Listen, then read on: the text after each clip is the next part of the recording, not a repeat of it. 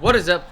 Fellas, JPS Livers here. We just watched the Pittsburgh Steelers turn into the Pittsburgh Steelers. You see, that's just what fucking happens. Just don't even land the joke. It's right there perfectly.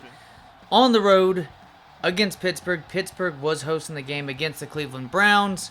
We're in a similar situation. This is technically the first postseason game in Houston Texans history. It's before Matt Schaub and Andre Johnson were a great duo, with Steve Slayton prior to the Arian Foster tenure there in Houston, going up against Troy Polamalu in company on this defense. And not only is this a Steelers team with like one of the best offensive lines of the decade, we're dealing with one of the best defenses of the decade with Joey Porter, James Ferrier, and I think even Chris McAllister is on this team now. So it's not only the usual suspects with this Pittsburgh defense, we're dealing with Michael Strahan too. So, that's what we fucking get. That's the one downside. Y'all let me know too what y'all think about it. Because when it comes to the cap space and whatnot, it's like basically at this point in the old Maddens is basically equivalent of like MLB The Show, to where, it just doesn't seem like there's any cap space whatsoever.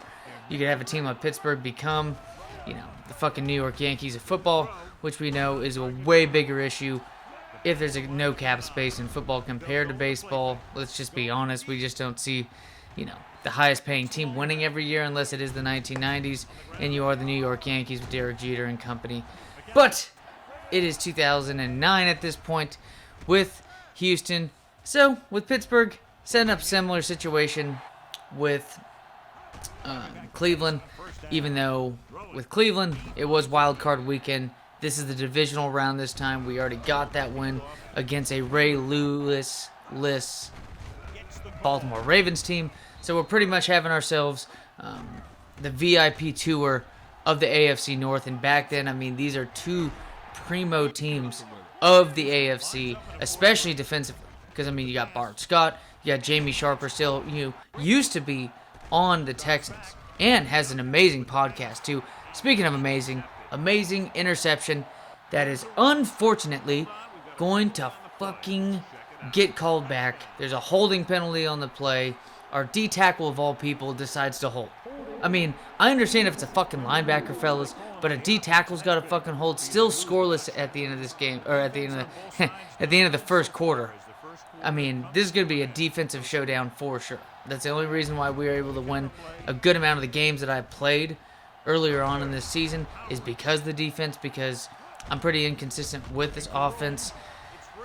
Speaking of right there, causing a turnover only to set up a turnover ourselves in the hands of this defense. Willie Parker gets the shit knocked out of him on that play. So this is just two solid defenses. At this point with the Texans, you're starting to see, because David Carr, it's just with his tenure, even with Mario Williams on this team, just no success. Let's be honest, no success. The offensive line, it's like the pieces I had to get with Nick Mangold and Eric Barron.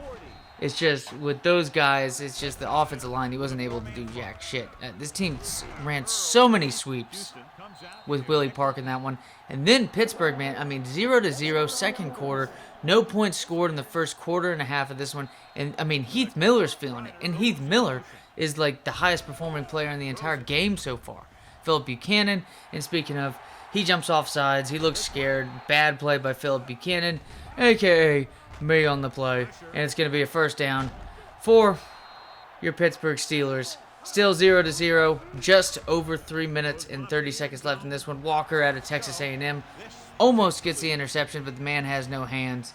And this one is going to go barely in for the first points of the game. Dominique Davis getting shit done, able to get 2 broken tackles on the play. Thank you, sir. I am now dependent on this highlight stick, and it makes sense. If I'm able to truck over 2 dudes on the secondary of the Pittsburgh Steelers, and this, I think, is the point of the game, which a man named Andre Johnson likes to remind people that, well, he's Andre Johnson, and it doesn't matter if you got Troy Polamalu out there and whatnot. This man, he's going to be on a mission. And Josh Brown, impressive kicker for this team, getting shit done. 3-3, tied ball game I mean, what a game we're having here. This is such a Pittsburgh-type game. I know you think of, Hines Ward on this team, Heath Miller. Big Ben, obviously, at this point, is really starting to solidify himself into an all-star at quarterback, a franchise quarterback. Willie Parker's a stud. Then you get offensive pass interference. But really, though, Pittsburgh in these playoff games would have these type of games to where they wouldn't be giving up any touchdowns. I mean, 3-3 at this point. Texans getting down the field with this fucking toss, baby. What a toss. What a catch by Andre Johnson. First down. What can David Carr do here? Setting it up to Roddy White. Dangerous pass. It's going to be caught for an interception, fellas. It's a terrible play on this one. 3-3 steal. And then still, but against the steal. And then Walker. I mean, the guy is basically a glorified linebacker who is a little bit more athletic when it comes to agility and stuff. He's got like 85 speed. There's no way he's catching even Hines Ward. Going to be a huge play. The first touchdown of the game in what has been really a defensive showdown between the two teams right here in Pittsburgh. Nice catch right here by Putzer. Let's Putzer down for a first down. 3-10, 15 seconds to go. And a man named Andre Johnson says, fuck you, ho. He's going to catch this one. It's going to be a tied ball game. Huge play. I mean, when you kind of think about it, this really gives momentum for the offenses heading into the second half. 10-all still. Amazing game. About a 3-yard run right there by Dominique Davis. What can this passing offense do? They've been playing really solid when it comes to not fucking up entirely. Keeping this team somewhat in there to run the clock a decent amount. Just considering keeping a Pittsburgh team offense off the field.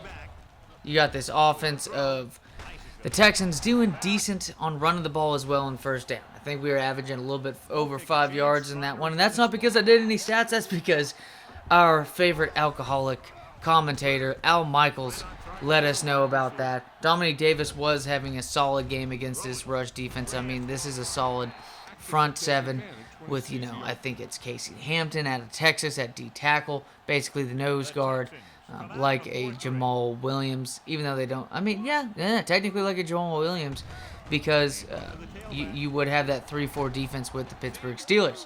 Still 10-10, Big Ben and them moving down the field, but Phillip Buchanan with a beautiful play, and an even prettier punt on that one, setting up 3rd and 9. This might be the best pass of the game. What a throw right there. Risky shit, but man, I'm starting to get the touch. The chef's kiss on some of these throws, fellas. Starting to get the chef's kiss on some of these throws. 2 minutes left in the third quarter. Nice pass out to Owen Williams. I believe this, technically Owen Daniels ends up being like an 85, 86 overall the next year. So I'm pretty sure, we didn't match the stats for what happened in real life, but with Owen Daniels. But hey, he's eventually going to be the tight end for this team. He's a great receiving tight end. We got Roddy White to complement Andre Johnson, we're starting to see. We didn't really need any other evidence to show, but this man's a beast. Mathis, type of dude that comes in and it becomes a red zone threat actually with his speed on the one-on-one coverages we see on corner routes, flag routes, and nothing much going right there for Mathis in this game.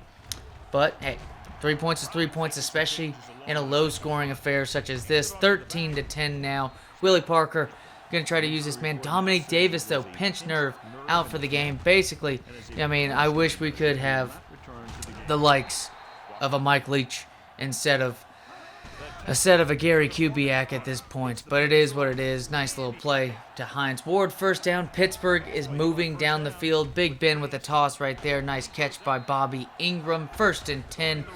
Cowart, though, is in cahoots, as this defense is going to get a nice stop on that sweep. They're going to run a sweep on the exact opposite side of the field this time, and it's going to be a holding penalty. Getting things done, this defense, just holding the line. Nice play by Walker. Really thought the secondary had a really solid game overall. Just besides that Hines Ward play, which might have made us motivated to play a lot more targets to Andre Johnson. But hey, you know what? It is what it is. Doesn't even matter. What a move right there by Morency. It's going to be 2nd and inches now. What's he going to do? Nope. Lundy Special Agent Lundy not able to get it. Play action right here. What's the throw? Who else? Who other than Andre fucking Johnson? Yards after the catch, 29 yards. That is so many air yards thrown right there. Just to one fucking player. David Carr, amazing arm, underrated arm in the video game. If y'all ever want a quarterback, they usually wait to the very end of like a draft and like the 15th round or so to pick it up and build upon him, like get his awareness and throwing accuracy. It's David Carr. Dude's got a hell of an arm. And now, 4th down. Fellas, we got the clock running down. Player of the game is Snickers going to fucking jinx us. What's it going to be? Tip ball right there. 6 seconds left. 5, 4, 3. Incomplete pass. 3 seconds left. 3rd down efficiency. Both teams very piss poor, even though they had decent yardage. And that's going to be it, fellas. The Pittsburgh Steelers, it was not the high-scoring affair that we saw in Cleveland, or with Cleveland against Pittsburgh, but it is a young Houston Texans team on their way to the AFC Championship. We went through Baltimore. I believe it was at home because we won our division. Now, literally going through Pittsburgh. I'm looking forward to it. Later, fellas.